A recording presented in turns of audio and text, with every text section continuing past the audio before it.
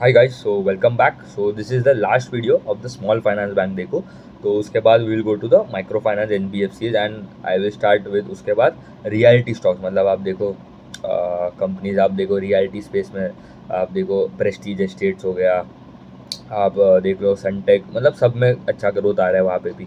तो अभी let's cover the small finance bank, the last company जो वर्स्ट कंपनी है in the small finance bank as of Q4 of FY26, that is ESAF small finance bank. अभी ईसाफ का देखूँ तो they are present in 24 states. उनका एम का size around 2000 crore के आसपास, 20,000 करोड़ के आसपास। एंड बैंकिंग आउटलेट, मतलब उनके ब्रांचेस, एटीएम्स जो भी है, दैट इज अराउंड 800 के आसपास।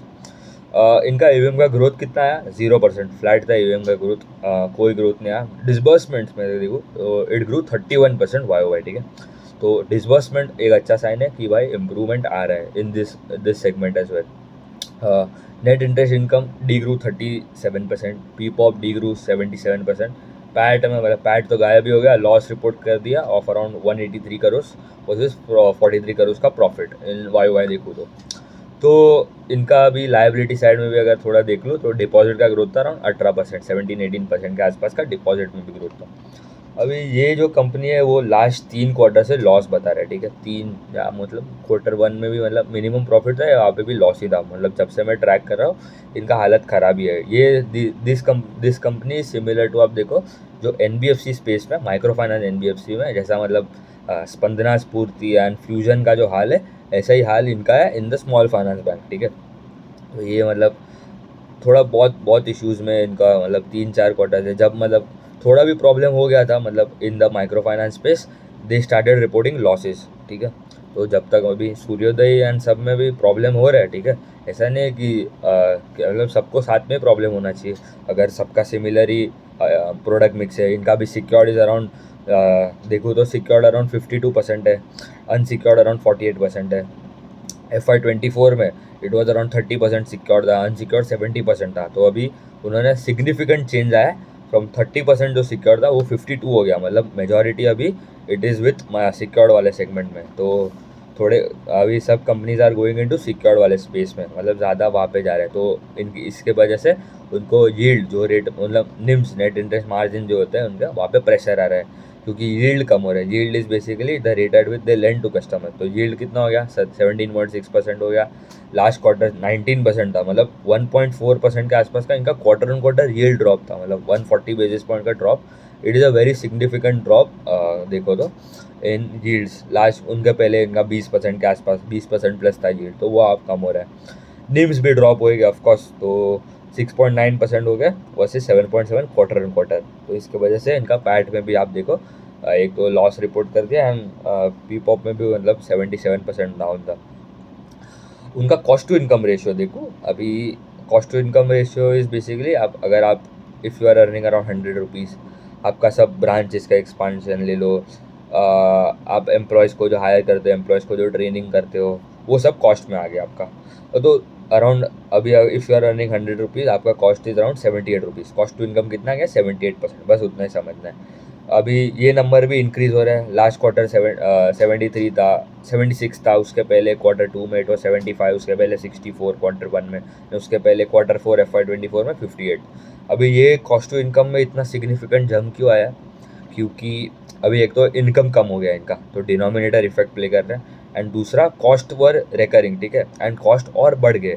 क्यों बढ़ गए कॉस्ट? क्योंकि अभी जब इनको प्रॉब्लम हो रहा है, अभी सबका अगर देखो ना, एक इनके जो एम्प्लॉयज़ हो गए, तो जो टीम उनका एम्प्लॉय का जो टीम था, जो डिसबर्समेंट के लिए जो टीम असाइन हुआ था, that was the team that was responsible for collection. Disbursement मतलब जो रेट पे उन्होंने लोन बांटे, ठीक है। डिसबर्समेंट मतलब कितने लोन बांटे, तो जो एम्प्लॉयज़ जो डिसबर्स कर रहे थे लोन्स, दे वर रिस्पॉन्सिबल कि भाई आपको कलेक्शन भी देखना है, मतलब ईएमआई टाइम पे आ रही कि नहीं।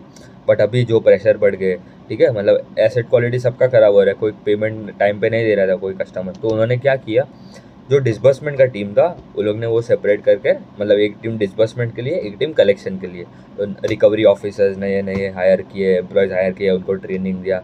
ब्रांचेस भी मतलब ओपन तो किए हुए थे। तो ये तो कॉस्ट तो, वो कॉस्ट तो बढ़ गया उनका। तो इसलिए कॉस्ट टू इनकम सबका अगर देखो तो सबका बढ़ गया है। इसलिए उनको मतलब आप देखो मार्जिन में भी इम्पैक्ट आ रहा है। ओपेक्स जो कॉस्ट होता है वहाँ पे भी मतलब इंक्रीज हो गया। आर ओ ई देख के कोई फ़ायदा नहीं है, क्योंकि वो तो मतलब लॉस रिपोर्ट कर दिया, ठीक है। तो भी अगर देखो तो R O E was around -23%, last quarter -19% के आसपास था, ठीक है। उसके पहले भी नेगेटिव ही था क्वार्टर, क्योंकि लॉस रिपोर्ट कर रहे हैं। आर ओ ई बेसिकली आपका क्या आता है, पैट, कितना पैट आया है, ठीक है, डिवाइडेड बाय आपका जो शेयर होल्डर का इक्विटी है, ठीक है। तो पैट ही मतलब नेगेटिव है, तो न्यूमरेटर ही नेगेटिव है, तो आपका गया सब नंबर ही गया। आर ओ ई देख के कोई फ़ायदा नहीं है। एसेट क्वालिटी में देखूँ, GNPA 7%, 6.9% स्पेसिफिकली, लास्ट क्वार्टर भी 6.9 था। तो ये अच्छा है कि भाई इसके ऊपर ख़राब नहीं हुआ है, ठीक है। तो that is one good sign. मतलब 7% के आसपास का GNPA आ गया। उत्कर्ष का भी अराउंड 9% के आसपास का GNPA है। NNPA देखूँ तो 2.9, लास्ट क्वार्टर भी 2.9 था। तो दोनों में मतलब अभी स्टेबलाइजेशन हो रहा है, ठीक है। मतलब एब्सोल्यूट नंबर आप देखो तो खराब ही लगेगा, बट अभी now it has now started to stabilise asset quality में भी। अभी उनका मेजॉरिटी जो है माइक्रो लोन्स, मतलब जो माइक्रो फाइनेंस वाला सेगमेंट, दैट इज़ अराउंड 49%, मतलब जो अनसिक्योर्ड वाला सेगमेंट है। 48% जो बोल रहे हैं। गोल्ड लैग होता है, loan against gold, that is around 29%। फिर MSME लोन 3%, फिर agri loans 5%, and retail loans जो होता है that is around 8%। They are targeting this year FY26 में they are targeting to open around 38 branches. And उनका अभी गाइडेंस देखो तो surprisingly it is very good, ठीक है। तो दिस ईयर अभी अगर देखो तो दे आर टारगेटिंग FY26 में they are targeting EVM growth of around 15 to 20%। तो ये अच्छा है, मतलब अभी तक तो डी ग्रो हो रहा है बुक। 0% के आसपास का EVM का ग्रोथ था दिस ईयर, दिस ईयर ही देखा तो FY25 में दे आर टारगेटिंग 15-20%। तो that is a very bold move by the management कि भाई अभी दे आर अभी क्योंकि सिक्योर्ड में ज़्यादा हो गया अभी उनका, मतलब उतना प्रेशर, तो उतना मार्जिन्स पे प्रॉब्लम होगा उतना, पर अभी उनका एसेट क्वालिटी में उतना इशू नहीं आएगा। तो दे आर टारगेटिंग कि भाई 15 to 20% ग्रोथ आएगा इन FY26। क्रेडिट कॉस्ट उनका गाइडेंस अभी अगर देखो FY26 में इट इज़ अराउंड 4% के आसपास दे आर टारगेटिंग। अभी कितना है, 7.5% के आसपास था, लास्ट क्वार्टर 9% के आसपास था। तो क्रेडिट कॉस्ट भी नीचे आ रहा है, तो that is a good sign. They added 34 new banking outlets in FY25, मतलब ये पूरे FY25 में Q1, Q2, Q3, Q4 दे एडेड 34 न्यू ब्रांचेस जो बोल रहे हैं। एंड दिस ईयर अभी जो सिक्योर्ड वाला जो सेगमेंट है, ठीक है, जो अभी 52% है, उनका पहले गाइडेंस था कि वो 45% होने वाला था, वो तो अचीव हो गया, तो that is a good sign. And उन्होंने बोला है कि दे आर टारगेटिंग कि भाई guiding for positive ROA and medium growth in business उनका आफ्टर H1 के बाद, मतलब Q1 Q2 के बाद दे आर टारगेटिंग कि अच्छा ग्रोथ आएगा सबका। अगर देखो सब मैनेजमेंट का commentary from all the small finance bank, they are telling कि भाई H2 will be much better compare to H1 of FY26, क्योंकि ग्रोथ में स्टिल देर एसेट क्वालिटी में अभी बॉटम आउट हो गया एसेट क्वालिटी, मतलब GNPA NNPA आप देखो तो it is now stabilising and gradually सबका ग्रेजुअली इंप्रूव भी हो रहा है, ठीक है। तो कलेक्शन एफिशिएंसी भी बढ़ रही है, पार फ्लो स्लिपेज ये सब कम हो रहा है ग्रेजुअली, बट ग्रोथ जो रेट से आना चाहिए था वो रेट से अभी तक आया नहीं है। तो दे आर टारगेटिंग कि भाई H2 में it would show better growth, तो ये एक अच्छा है, ठीक है। मतलब उतना ही है। मेजॉरिटी इनका टॉप स्टेट्स में देखो केरला है, कॉन्ट्रीब्यूट टू अराउंड 36%, तमिलनाडु भी है, कर्नाटका, मतलब सदर्न पार्ट में ज़्यादा प्रेजेंस है उनका। हाँ बस मतलब अभी we have all covered all the small finance bank. देखो सूर्योदय हो गया, that is targeting 30 to 35% AUM growth, the only company that is targeting 30% plus growth in FY26। जो जिनका माइक्रो फाइनेंस वाला भी मतलब अराउंड 40-45-50% के आसपास माइक्रो फाइनेंस में प्रेजेंस है। AU स्मॉल फाइनेंस बैंक 25% का ग्रोथ टारगेट कर रहा है। फिर आप देखो जना small finance bank is targeting 20%, capital small finance bank is targeting 20%। फिर आप देखो उत्कर्ष ने कोई गाइडेंस नहीं दिया, उन्होंने बोला Q1 में गाइडेंस देंगे। Ujjivan also they have told भी Q1 में गाइडेंस देंगे। फिर Equitas is targeting around 18 to 20% का ग्रोथ, एंड ईसा 15 to 20% का ग्रोथ। बट अभी वही रिस्क है, एग्जीक्यूशन रिस्क, ठीक है। कौन कंपनी बेटर एग्जीक्यूट करेगा, गाइडेंस देने में कोई प्रॉब्लम नहीं है, गाइडेंस एग्जीक्यूट भी होना चाहिए, that is the most important thing.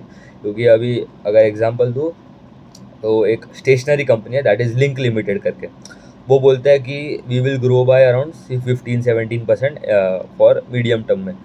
3 साल हो गया, 2 साल हो गया, फ्रॉम लास्ट 7-8 क्वार्टर्स उनका मतलब हार्डली डबल डिजिट में 1-2 क्वार्टर होगा जब उनका डबल डिजिट में भी ग्रोथ आया, 10-12% भी ग्रोथ मारा है। तो मतलब consistently they are not meeting their guidance, ठीक है, तो वो एक प्रॉब्लम होता है। क्योंकि गाइडेंस देने में कोई प्रॉब्लम नहीं है, गाइडेंस एग्जीक्यूट भी होना चाहिए। ठीक है, थैंक यू।